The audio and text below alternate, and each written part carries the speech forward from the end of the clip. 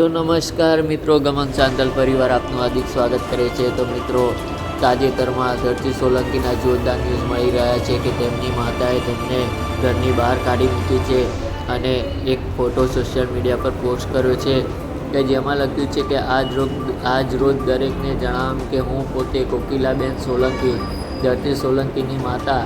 આજથી અમારે ધરતી પાસે સામાજિક, આર્થિક કે કોઈ પણ પ્રકારના સંબંધ નહીવત છે।